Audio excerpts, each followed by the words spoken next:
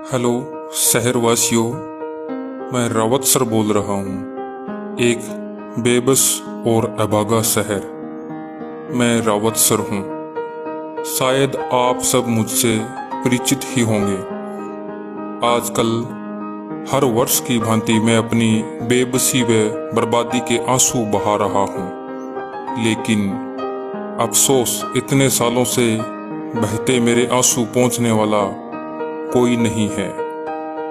लगभग हर साल मेरे चेहरे पर बदनुमा दाग लगता है और मैं रो धोकर रह जाता हूँ।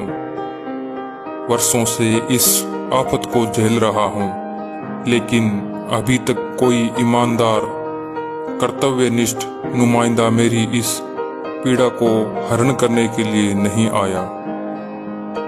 जब नगरपालिका बनी तो मेरी खुशी का ठिकाना नहीं रहा।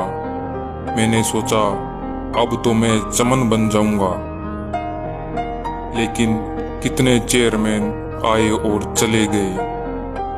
मैं अब भी बरसात के सीजन में खून के आंसू बहाता रहता हूँ।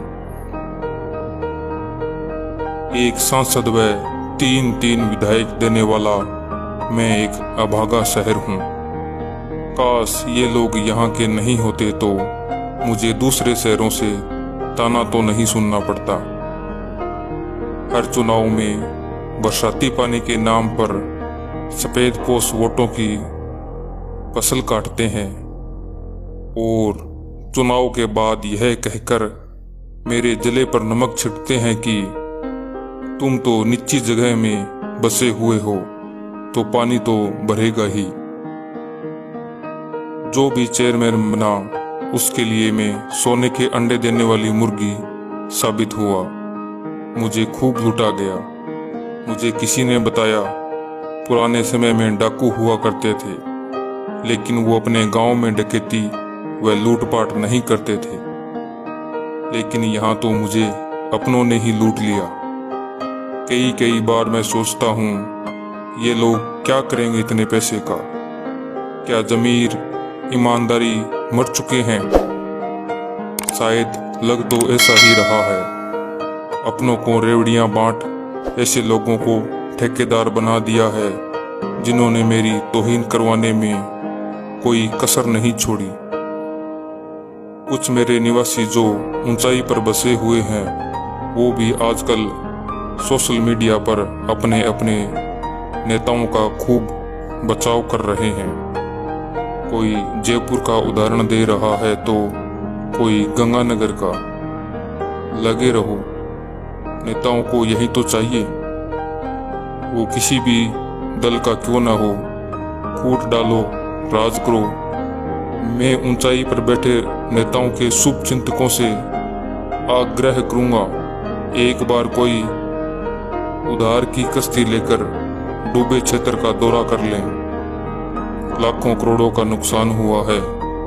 वहां के वासियों दुकानदारों की बेबसी देख लें, शायद आपका नेता प्रेम दूर हो जाएगा।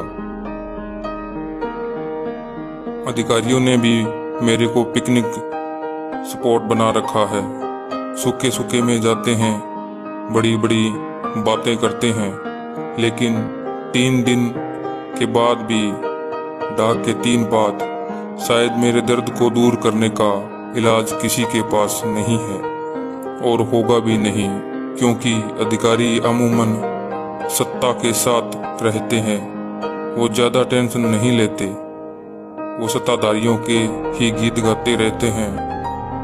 वास्तविकता से उन्हें कोई लेना देना नहीं। तीज त्योहार मेरे लिए आजकल सब फीके हैं। घरों में कैद नन्हे मुन्ने बच्चों को जब मैं देखता हूँ तो कलेजा फट सा जाता है। लेकिन मैं करूं भी तो क्या करूं? मैं बेबस हूं, लाचार हूं। लाखों करोड़ों का नुकसान किसी दूसरे शहर गांव का उदाहरण देने से कम नहीं हो जाता। हाथ जोड़कर माफी चाहता हूं आप सभी डूबे क्षेत्र के वासियों व दुकानदारों से। मैं आप लोगों की रक्षा नहीं कर पाया। खैर, मैं तो विषम पितामह की तरह सरसया पर पड़ा हूं। अपनों द्वारा मारे गए विषैले बाण मेरे शरीर में जगह जगह चुभे पड़े हैं और मेरे पास तो इच्छा मृत्यु का वरदान भी नहीं है। यह स्टोरी हमने प्रताप सिंह सुड्डा की फेसबुक वॉल से ली है।